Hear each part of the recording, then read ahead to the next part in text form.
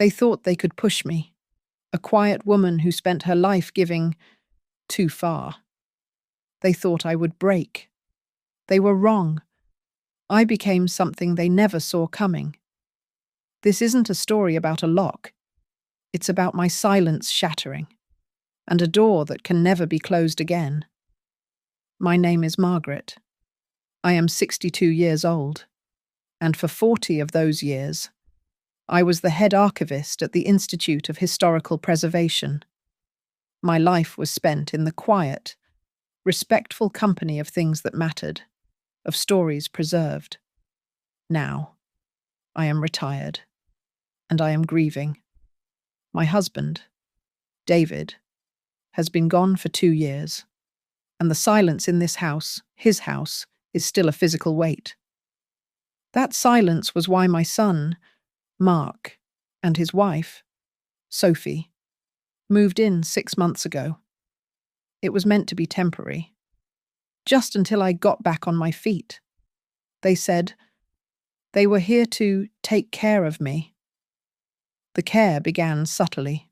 Sophie, all bright efficiency and thin smiles, decided the living room curtains I'd chosen with David were too heavy and dreadfully dated.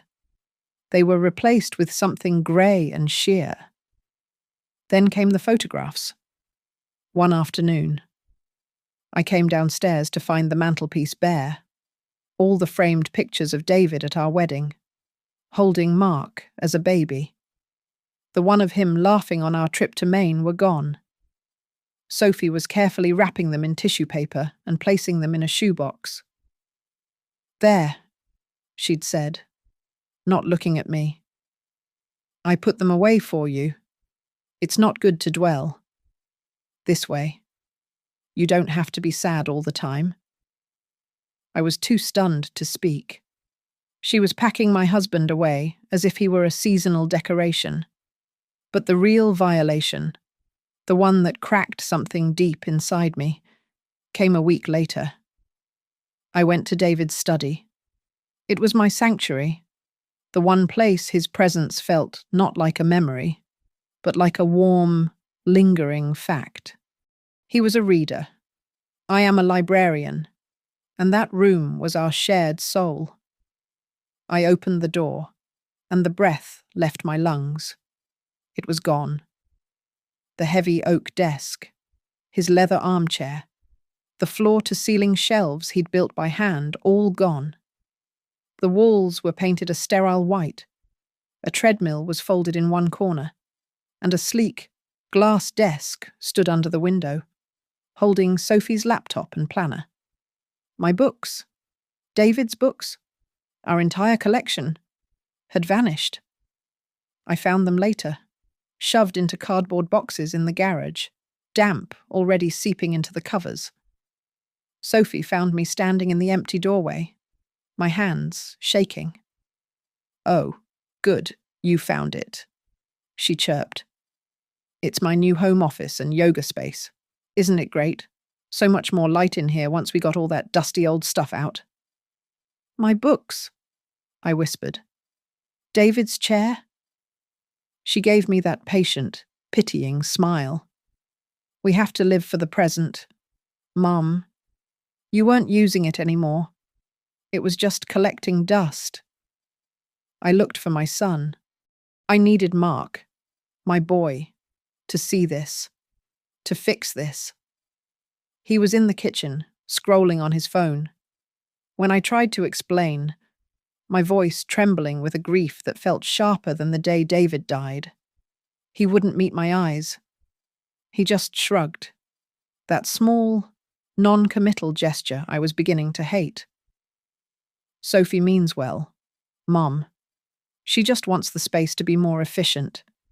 It's probably good for you, to be honest, to move on." I stepped back. The cold from the new tile floor seeped into my feet. That was the first time I truly felt it. Not grief, but isolation. I was a guest. I was an inconvenience. I was losing my home, inch by inch, and my own son was the one holding the door open for the invaders. That night, I lay in my bed, the guest bed in what used to be Mark's childhood room, and from down the hall, from the room that had been David's heart, I heard them. Laughter, and the tinny, upbeat pulse of Sophie's yoga music. After the study was annexed, Sophie's helpfulness metastasized. It moved from my physical space to my social life, and she wielded her concern like a finely honed blade. My book club, a gathering I had hosted in my living room on the first Tuesday of every month for 20 years, was the next to go. I had already sent out the email reminder when my friend Eleanor called me, her voice tentative and laced with pity.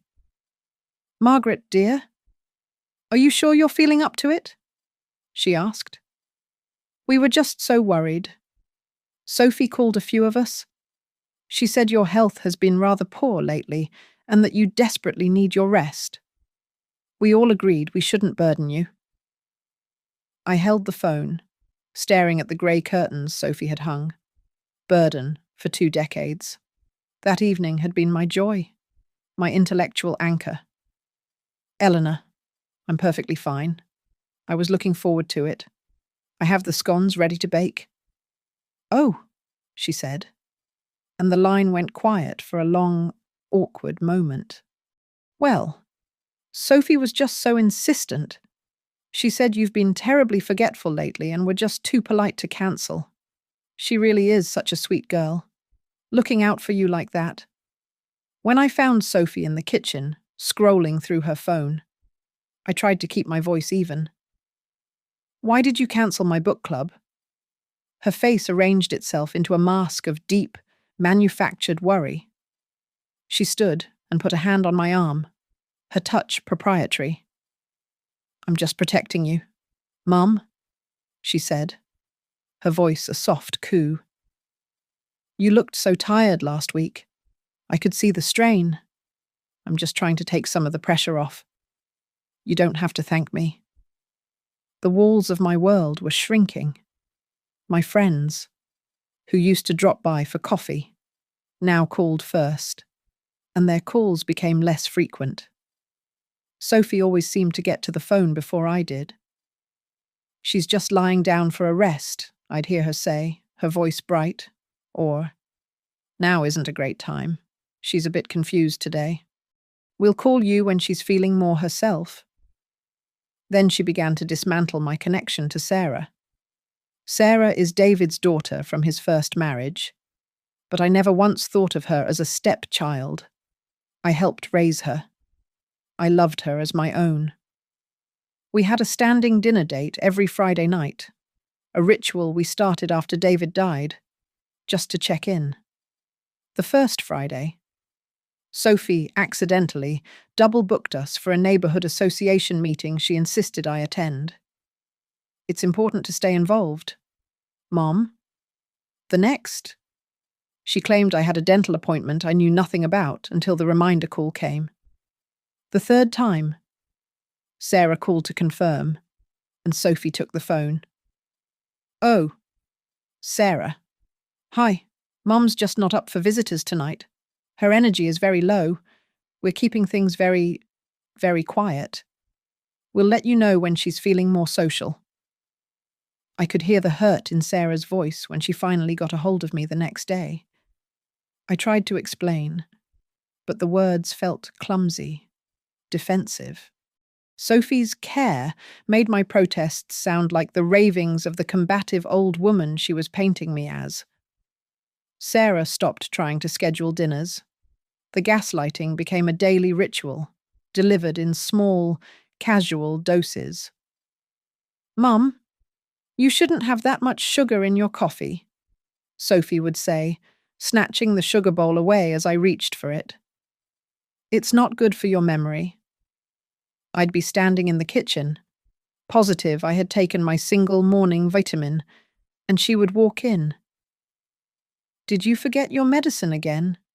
she'd ask, shaking her head with a sigh, loud enough for Mark to hear.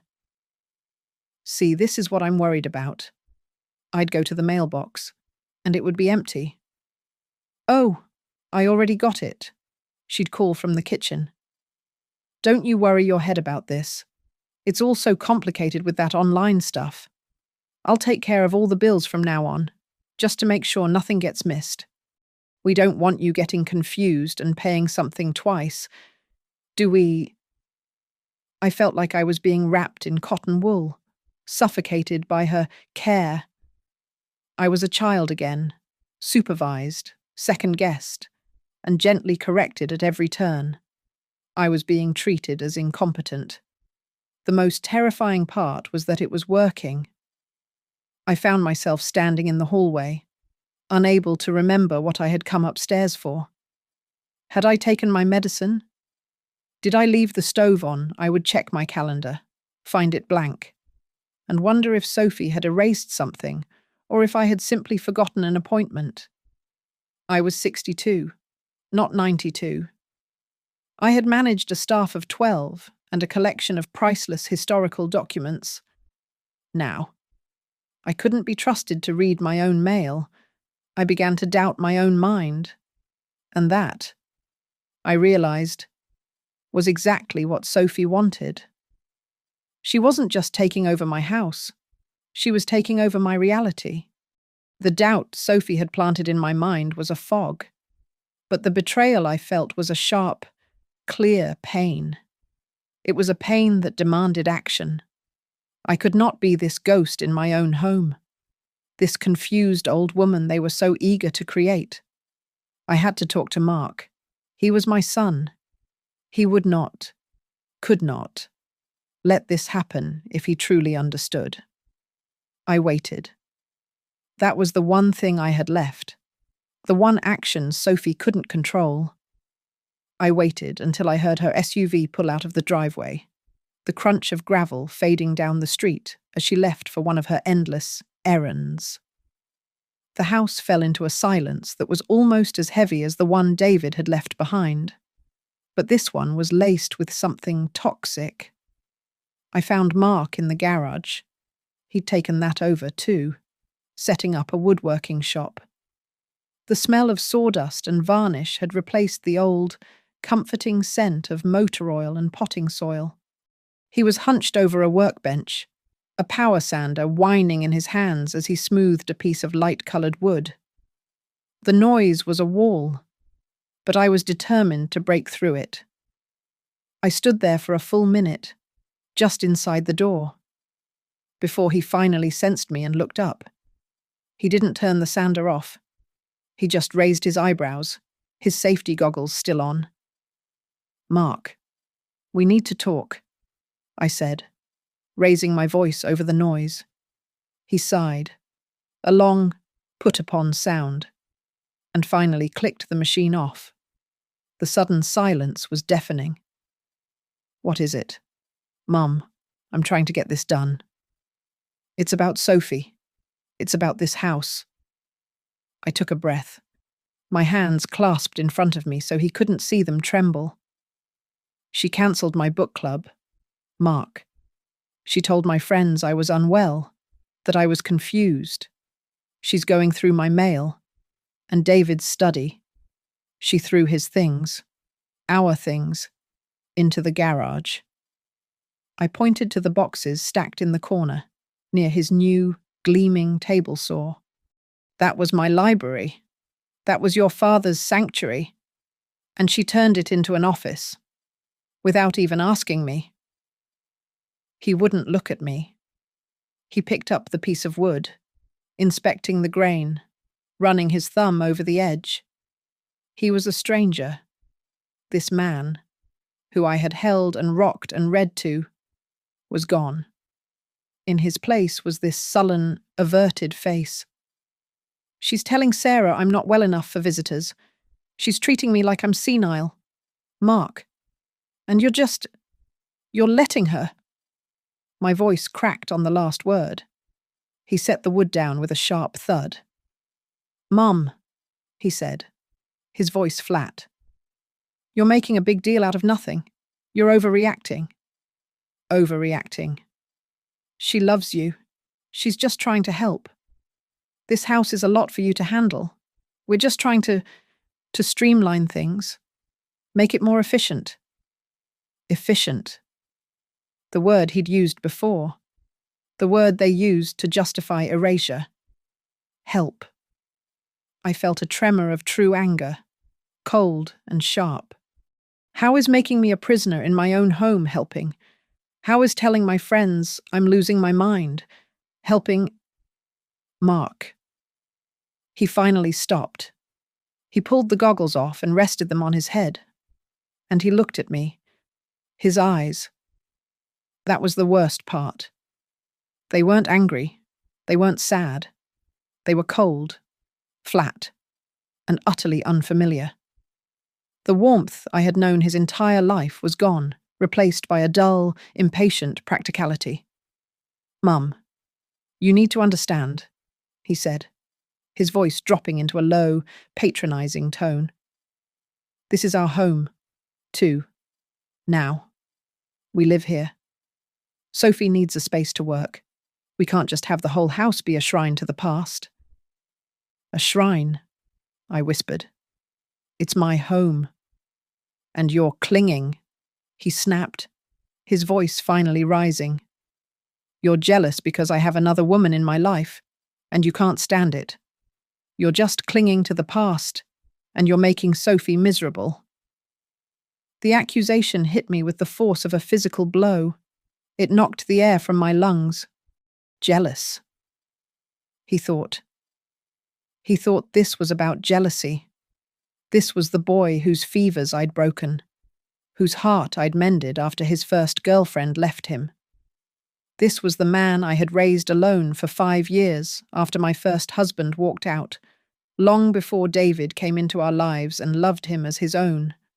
I had poured my entire life into him, into his happiness, into his future.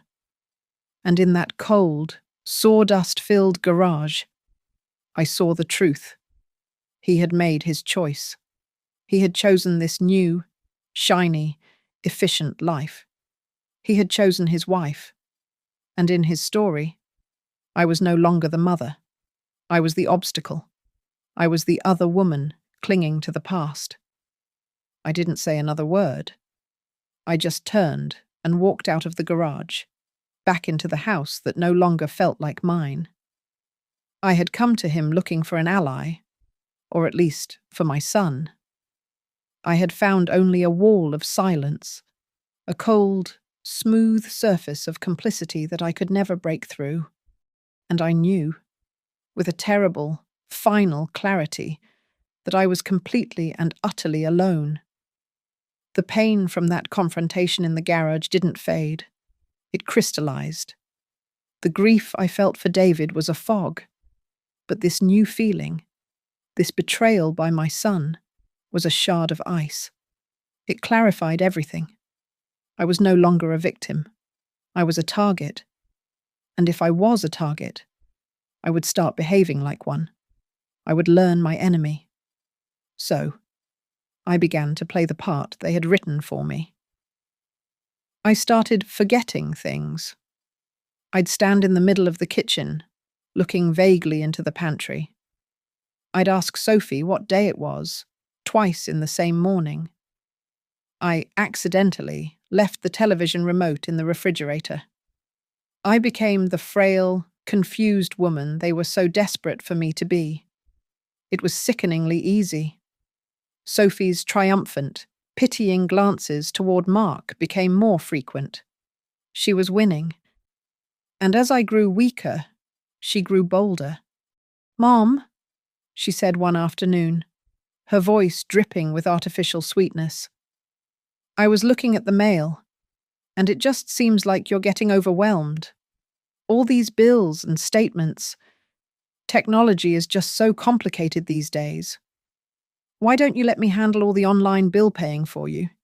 It would be one less thing for you to worry about." "Oh," I said, pretending to be flustered. "I don't know, dear. It's a lot." "It's no trouble at all," she insisted, already reaching for the stack of envelopes on the counter. "Just give me the login for the household account. and I'll get everything automated." I gave it to her. I gave her the password to the checking account I used for the mortgage and the utility bills. It was a calculated move. For 40 years, I had managed archives. I knew the value of keeping originals in a secure, separate location. She could have access to the public-facing files, but my personal savings, my real money from David's insurance and my own retirement, was filed away in a different bank entirely, one she knew nothing about. For a few weeks. I watched her. She'd sit at the dining room table, her laptop open, paying my bills with a smug, proprietary air. I continued my performance, shuffling past her, asking if it was time for lunch yet. Then came the night I couldn't sleep. The house was still suffocating. It was past 2 in the morning. I went downstairs for a glass of water, walking silently in my bare feet. As I entered the dining room, I saw it. A blue-white glow in the darkness. Sophie had left her laptop on the table, open and asleep. As I got closer, the screen protector dissolved, woken by a passing notification, and the screen lit up. She hadn't closed her browser. A web page was open. It was a bank, but it wasn't my bank. I touched the trackpad. The page was a summary of a high-yield savings account.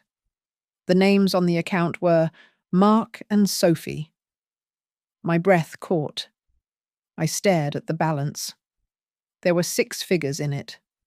A stunning amount of money for a man who claimed he needed to live with his mother to get back on his feet. My heart was no longer the fluttering, wounded bird it had been. It was a cold, hard stone in my chest. I was no longer a grieving mother. I was an archivist, and I was beginning an investigation. I clicked on the transaction history. I saw their regular paychecks, but I also saw large, recurring monthly transfers, big ones, thousands of dollars at a time, coming from an investment firm I didn't recognize. I left the laptop, went to my bedroom, and bypassed the damp boxes in the garage. I went straight to David's old filing cabinet, tucked away in the back of my own closet. David had been a meticulous man. It took me 20 minutes of careful searching. My hands steady. I found it. A single statement from 2 years ago, from that same investment firm. It was a small trust fund. David, a man who believed in structure, had set it up for Mark, but with stipulations. It was only to be activated when Mark turned 40, or upon David's death, whichever came later. David had died. Mark was now 38. The fund was active. They had been systematically draining it for months. This money, which David had carefully set aside to be a down payment on a home, to be a nest egg for his son's future, was being liquidated. I went back to the laptop. I opened another tab. I searched Sophie's email. The trust fund money wasn't going into savings. It was going out. I saw the receipts, payments on a new silver sports car I'd seen in the garage, which Mark had claimed was a company lease. Emailed receipts for weekend getaways to 5-star resorts, charges from designer boutiques for handbags that cost more than my monthly mortgage payment. The cold clarity was absolute. They hadn't moved in to take care of me. They hadn't even moved in to save money for their future. They had moved in to live for free, to eliminate all their living expenses, so they could burn through my son's inheritance like wildfire, funding a lifestyle of pure, unadulterated luxury. They were living in my house, eating my food, and slowly, systematically erasing me, all so Sophie could buy a new purse. The sadness was gone. What replaced it was a cold, sharp, and patient anger. The anger did not make me shake. It made me still. The fog of my grief, the one Sophie had used as a smokescreen, burned away, leaving a cold, clear, diamond-hard clarity. I was no longer poor Margaret, the grieving widow. I was Margaret, the head archivist, a woman who had spent 40 years organising, cataloguing, and protecting things of immense value. I knew how to read the provenance of an artifact, and I knew how to spot a forgery. This new life, this new hierarchy, was a forgery, and I was about to de-accession it. I had a new focus. I knew exactly where to go. The attic. It was the one part of the house Sophie had never touched. She had reorganized the living room, sanitized David's study, and streamlined the kitchen. But the attic was, to her, a wasteland. It was dusty, dark, and filled with the ghosts she was so desperate to exterminate. She was afraid of the past. I, on the other hand, had spent my life preserving it. I pulled down the folding staircase, the old springs groaning in protest. I climbed into the still, warm air, the scent of cedar and old paper enveloping me like a hug. And there, in the far corner, sat David's old footlocker. It wasn't the ornate trunk of a wealthy man. It was the olive-drab, stenciled metal chest of his time as an engineer in the army. Long before he became an architect, Sophie and Mark had seen the clutter of David's life, his books, his favourite chair, and dismissed it. They had no idea where he kept the things that truly mattered. I knelt and unlatched the heavy clasps. The lid hissed open. Inside, there was no gold, no firearms, no bundles of cash. There was something infinitely better. First, I saw his tools. Tucked into a heavy canvas roll was his precision kit. David was a man who believed in structure, and these were the tools to maintain it. Tiny, specialized screwdrivers, a set of heavy-duty, perfectly balanced pry bars, calipers, and levels. Everything was perfectly oiled, gleaming, and ready. He was a man who knew how to build things, and also how to take them apart. I ran my finger along the cold, flat edge of the largest pry bar. Second, beneath the tool roll, was an oilcloth packet tied with string. My hands were perfectly steady. I was an archivist, and this was my archive. I unwrapped it. Inside was the original deed to this house. I unfolded the heavy, crisp paper. The ink was bold and black. The owners were listed clearly David and Margaret, and, as I knew, with the joint tenancy with survivorship clause, his death meant I was the sole legal owner. I, Margaret, alone. Mark's name was not on it. He was not a co-owner. He was a guest. Third, in a long envelope, was David's original, signed last will and testament. It corroborated everything. The house was mine, to do with as I pleased. The trust fund, which I now knew they were plundering, was Mark's, and stapled to the back was the business card of our estate lawyer, Mrs. Hayes, a sharp, intelligent woman who did not suffer fools. I sat there, in the dusty ray of light from the single window, and I did not cry.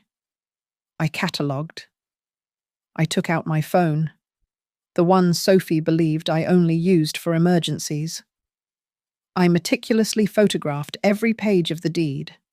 I photographed the will. I photographed the signature page and the card for Mrs. Hayes. I went back downstairs, to my bedroom, and photographed the bank statements I had found. I created a new, sterile email account, archive, retrieval, 196. And I uploaded every single image.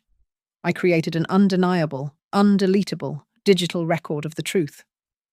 Then, I stepped onto the back patio, out of earshot, and I made a call. Mrs.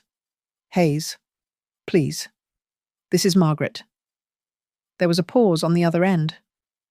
Margaret, it's good to hear your voice.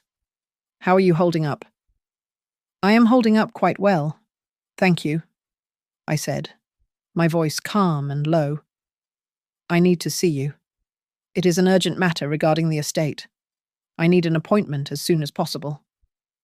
Of course, she said, her tone shifting immediately to business.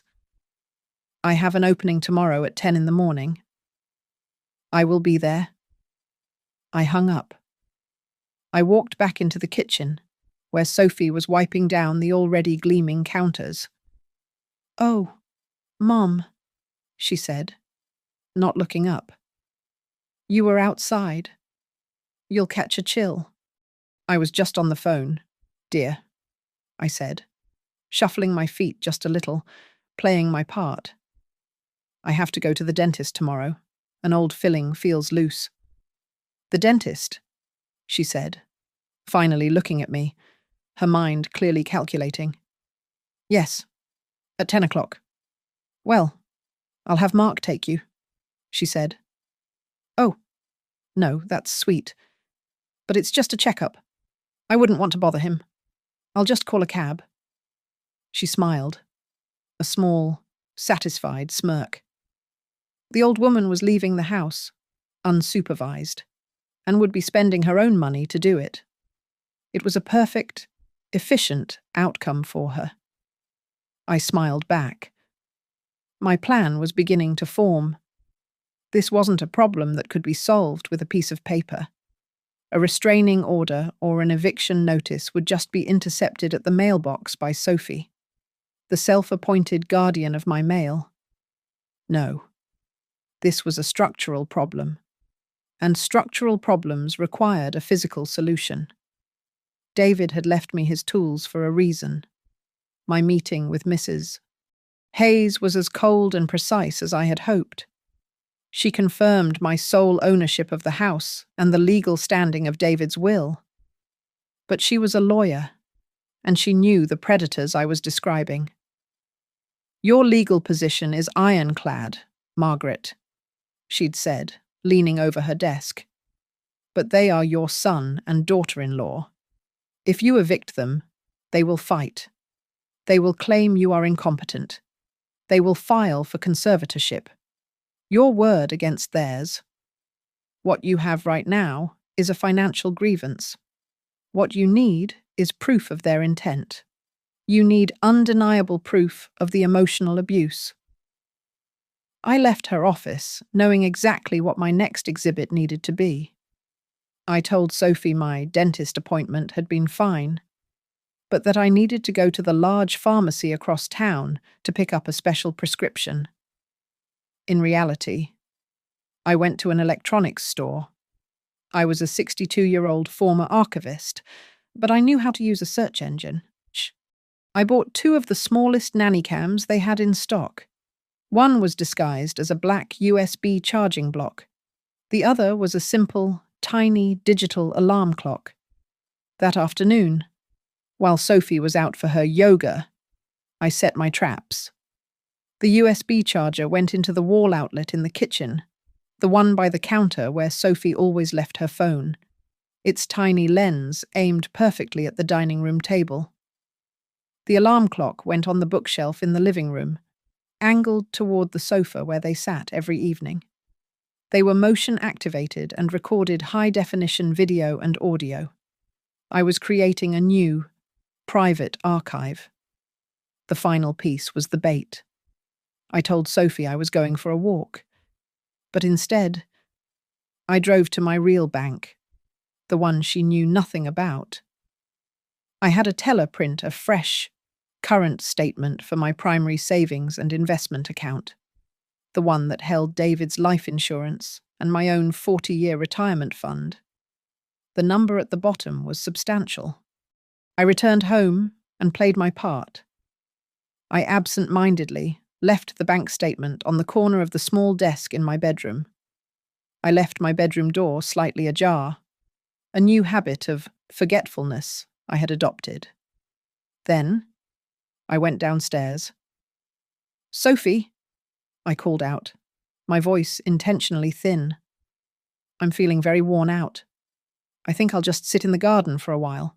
Please don't worry about me." Her smile was immediate. "Of course. Mum, you just rest." I sat on the back patio for 2 hours, watching a robin build its nest, my heart a cold, still metronome in my chest. I waited until I saw them both leave in Mark's silver car, heading out for dinner.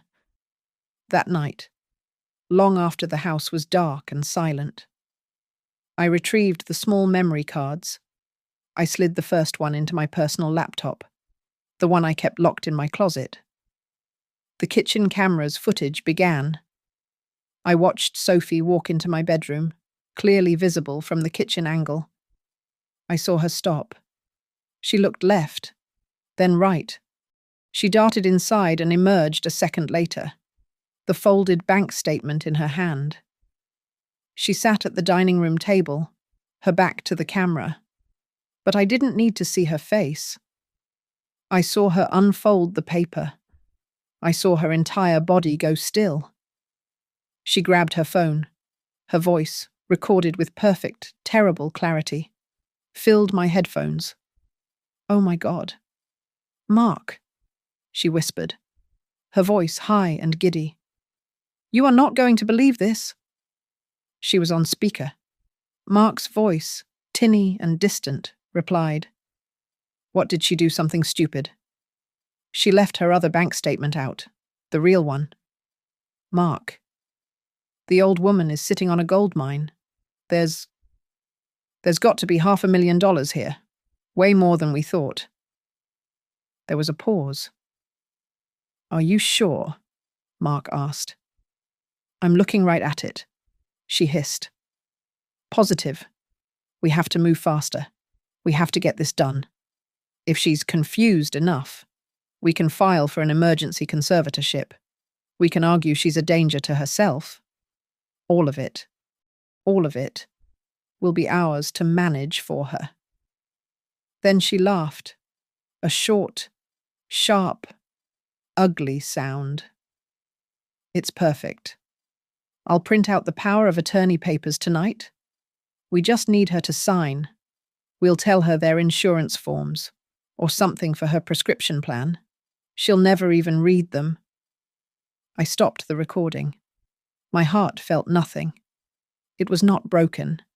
It was not angry. It was a piece of cold iron. I had cried for my husband. I had cried for my son. But I had no tears left for this. This was not a family dispute. This was a conspiracy. I saved the video file. I labeled it Exhibit A to Move. I opened my secret email, attached the file, and sent it to Mrs. Hayes. The subject line was simple: undeniable proof. Then, I closed the laptop and began to prepare for the final act. With the evidence secured and my lawyer on standby, I began the performance of my life. I had been an archivist, a quiet woman of paper and ink. Now, I became an actress. My decline was swift and, to my audience of 2, entirely convincing. The next morning, I accidentally knocked a full bowl of oatmeal off the counter. I just stood there, staring at the mess, my hands fluttering at my sides. "Oh dear," I whispered, tears welling in my eyes. "Oh my, I'm just so clumsy."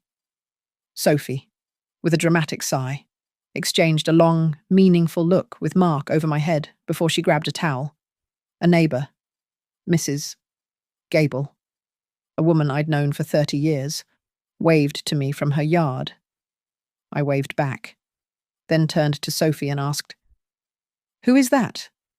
She looks so familiar." Sophie's eyes lit up. I would stand in the hallway, seemingly lost in the home I had lived in for 4 decades. I was going to the kitchen," I'd murmur. "But now I can't seem to remember why." Mark and Sophie's condescension became thick and cloying.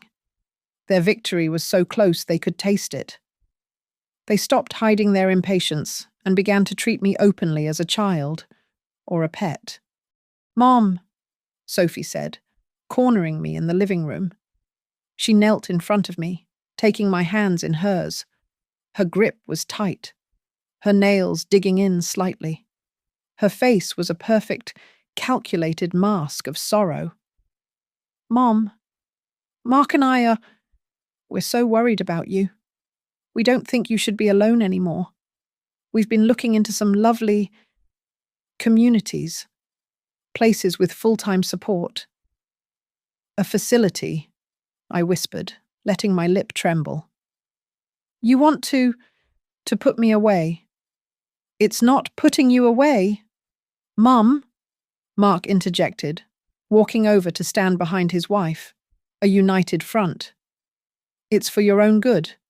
You're just not safe by yourself anymore. You forget things. You could get hurt." They let that sink in for a day. Then, 2 nights later, they approached me after dinner. They sat on either side of me on the sofa, a tactic of physical intimidation disguised as support. "Mom," Mark started, and I knew this was it. He was the one designated to deliver the killing blow, his role as the son making the betrayal all the more potent. He placed a stack of papers on my lap. "There's just some paperwork for your medical care." He wouldn't look at me. He stared at a spot on the wall just over my shoulder. "With all the confusion lately, Sophie and I want to make sure we can handle the bills for you. Talk to your doctors. You know, just in case. So you don't have to worry about any of it." I picked up the top sheet. My hand, I was pleased to note, was visibly shaking. It wasn't entirely an act, the audacity of it, the cold, clinical nature of their greed, sent a tremor of pure adrenaline through me. I didn't need to read the legal print. I knew exactly what it was. A full, durable power of attorney. It would give them everything. My home, my accounts, my medical decisions, my life. I stared at the signature line. "Oh," I breathed. It's so much, so many big words. I'm very tired right now. Mark, my head is it's just so foggy." I pushed the papers back toward him. Can I just think about it? I need to rest. I just need to lie down and rest."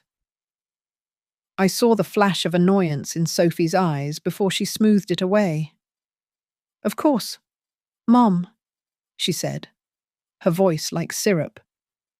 "You just rest. We can look at this again tomorrow." I looked up at them, my eyes wide and watery. I made myself as small as I could, a frail, defeated old woman. "Thank you, dear. You're so good to me." I stood up, shuffling my feet, and made my way slowly down the hall to my bedroom. I looked like a woman who had given up, a woman completely and utterly broken by her own mind and the kindness of her children. I closed my bedroom door.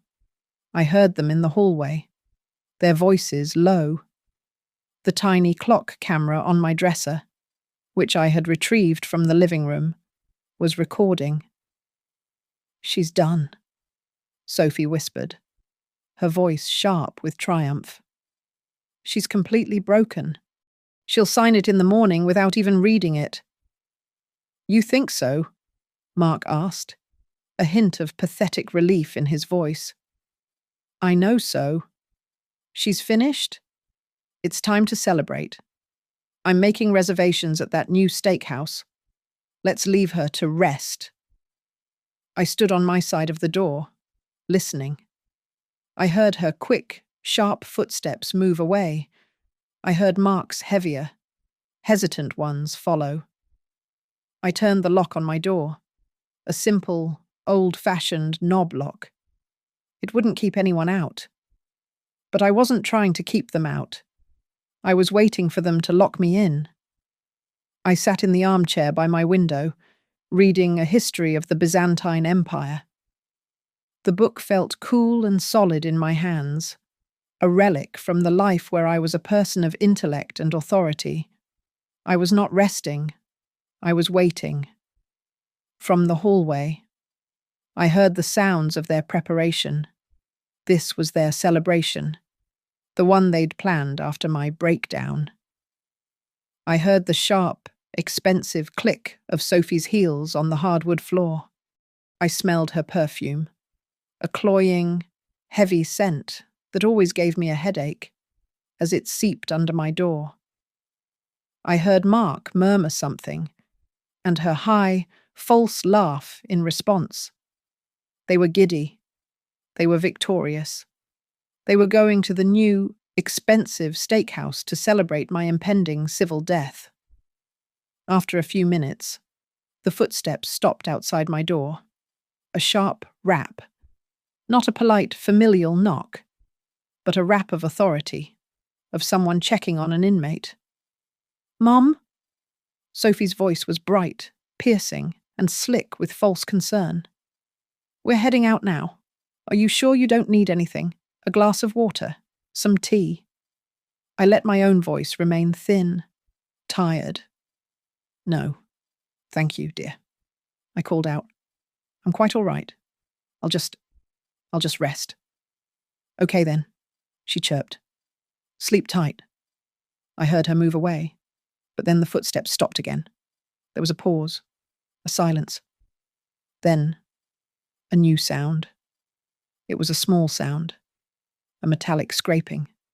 The zzzt, zzzt, zzzt of a screwdriver, turned with quick, efficient twists. My skin went cold. This was not part of the plan. This was an escalation. I stood up, letting the heavy book fall unheeded to the carpet. I held my breath, listening. I heard a metallic clack, a heavy, solid sound, followed by a key turning, a deadbolt, a cold, clear dread, sharper than any grief, washed over me. I walked silently to the door. I put my hand on the old brass knob, the one my hand had turned 1,000 times a day for 40 years. I turned it. The latch clicked open, but the door did not move. It was solid, unyielding. I pushed, gently at first, and my shoulder met solid wood, heavier. Nothing. It was held fast. They had installed a lock on the outside of my bedroom door.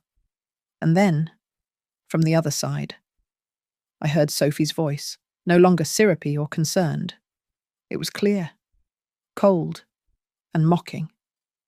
"We just want to make sure you're safe. Mum, you've been so forgetful. We wouldn't want you to wander off in the middle of the night. This way, you can get a good, long, quiet rest and think about those papers. Safety first." I heard her laugh, a short, sharp giggle that was pure, triumphant cruelty. I heard their footsteps moving away, light and quick. I heard the front door of my house open and slam shut. I heard the arrogant, throaty roar of Mark's new sports car as they peeled out of the driveway, heading off to celebrate their victory, to eat expensive food paid for with David's money, while I, the owner of the house, was a prisoner in my own bedroom. I stood there, my hand still on the knob, for a full minute. I was not afraid. I was not angry. The time for those weak, hot emotions was over. I was a librarian who had been locked in the archives. I was a historian who had just become a primary source. They had made a critical, tactical error. They had treated me as a frail, senile old woman. They had forgotten who I was. They had forgotten my training. They had forgotten that I was David's wife. And they had, in their greed, just given me the one thing I needed most, a deadline. They had made their last mistake. Panic is a luxury. So is screaming. I afforded myself neither. I, who had spent a lifetime in the cathedral, quiet of the archives, understood the power of silence. I understood the power of patience. I walked to my bedside table and looked at the clock. The digital display read 10 o'clock. They would be ordering their appetizers now, perhaps laughing about the papers I was supposed to be thinking about. I did not pace. I did not wring my hands. I sat in my armchair, the one David used to read in, and I waited. The house was still.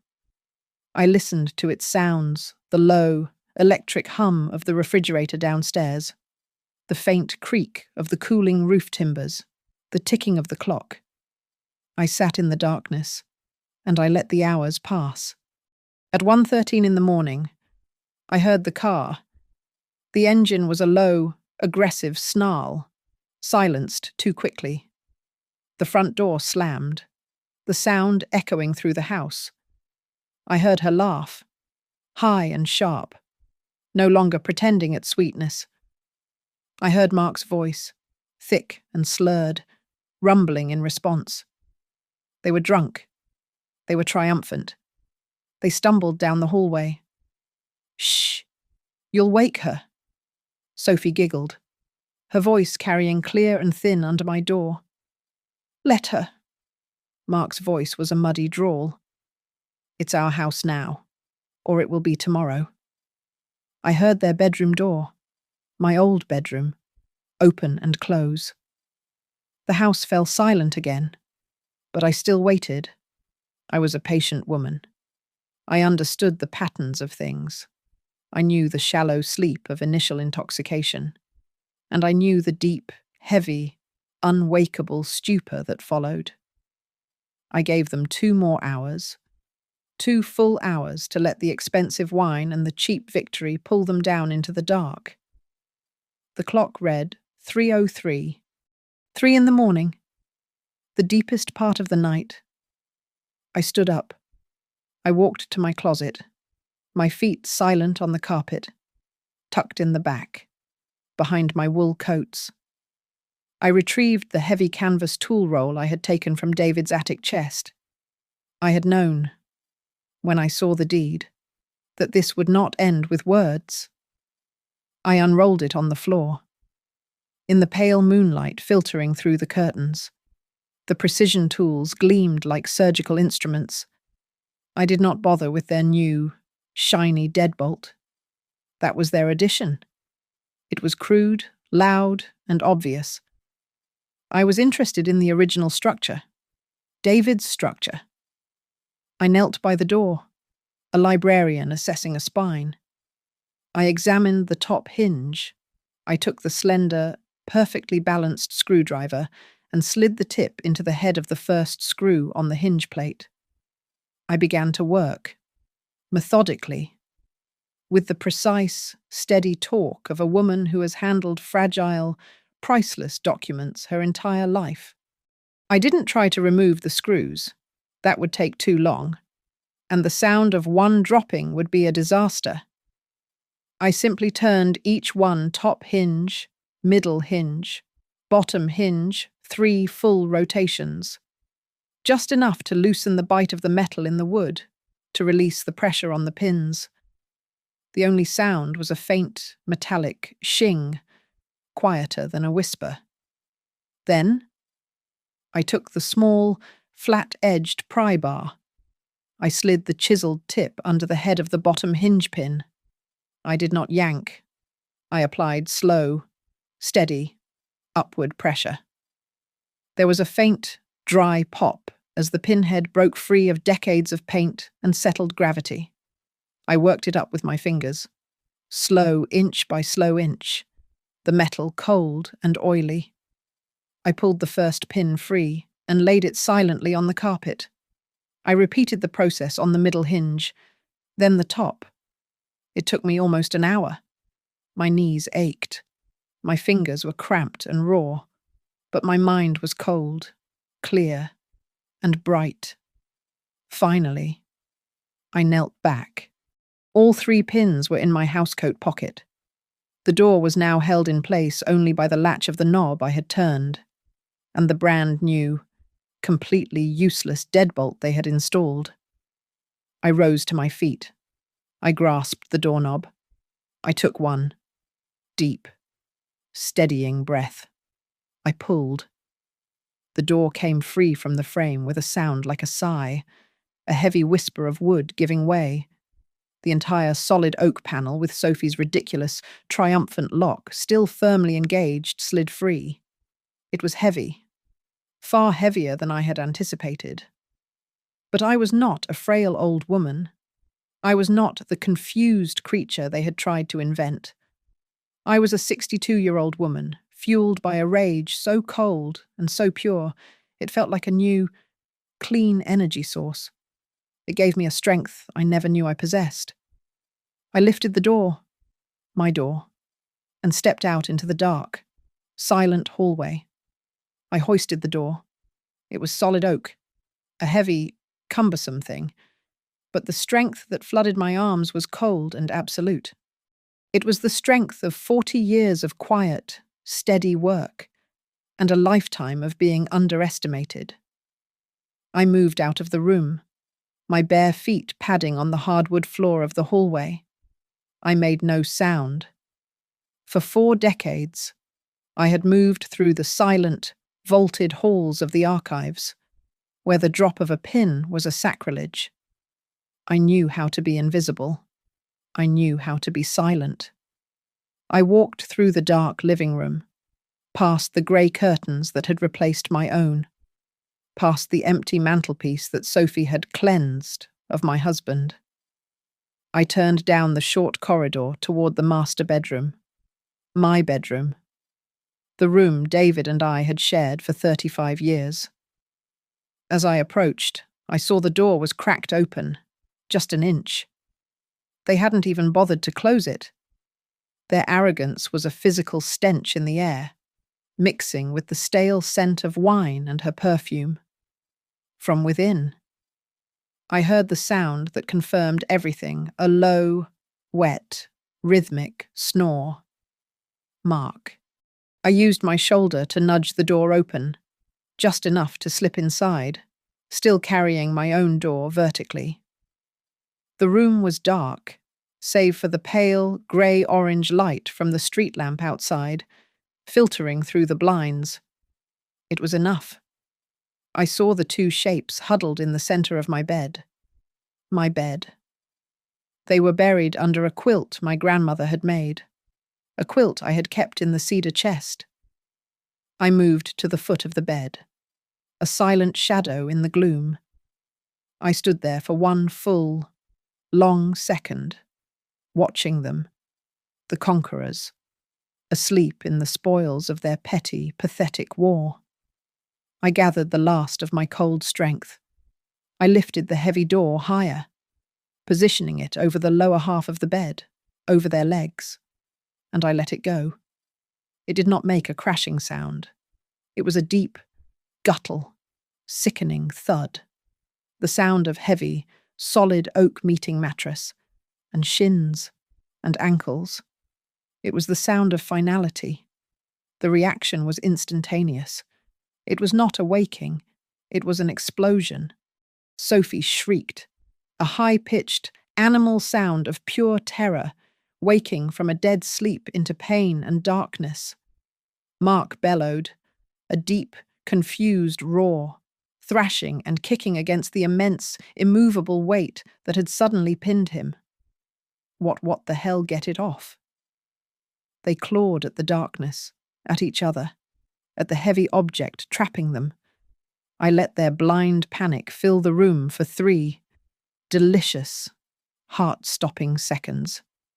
Then, I moved my hand to the wall switch by the door. I flipped the light. The room was instantly flooded with harsh, sterile light. They squeezed their eyes shut, momentarily blinded. When their eyes focused, They saw me. I was standing at the foot of the bed, perfectly still. I was not the confused old woman. I was not the frail, shuffling victim they had locked away 8 hours earlier. I was dressed in my simple nightgown, my hair loose around my shoulders, my face, I imagine, as cold and hard as the tool I'd held in my hand. I was not a ghost of the past. I was the judgment of the present. Their screams died in their throats, replaced by short, sharp gasps. Their eyes, wide with terror and confusion, dropped from my face to the door that was still pinning their legs. And they saw that it was not just a door. It was my final archive. In the hours I had sat waiting, I had been busy. I had taped, in neat, orderly rows, the documents of their downfall. In the top left, a clear copy of the house deed, David and Margaret, my name, and my name alone. In the top right, the bank statements from the secret trust fund, with the receipts for the sports car and the designer handbags highlighted in yellow. In the center, a formal, notarized 24-hour eviction notice, drafted by Mrs. Hayes and citing my documented fear for my physical safety and well-being. And at the very bottom, taped directly over the gleaming, useless deadbolt they had installed, was a small, bright red USB drive. Mark just stared, his mouth open, his mind too sluggish to comprehend. But Sophie saw it all. Her eyes darted from the deed to the bank statements and then to the little red drive. Her face went from confusion to anger to a pale, clammy, absolute sickness. She knew what was on that drive. She knew, in that instant, that I had heard everything. Her plan, her gold mine, her plot to have me declared incompetent. I said nothing. I just stood there, the librarian, watching them as they finally read the truth. I watched the last of their arrogance curdle into pure, unadulterated horror as they realized it was all over. Thank you all so much for listening to my story. I'd love to know where you're listening from, so please drop a comment below and share your thoughts. If you want to hear more, don't forget to subscribe to Grandma's Family Diary. Give this video a like and hit that hype button to help more people hear this story.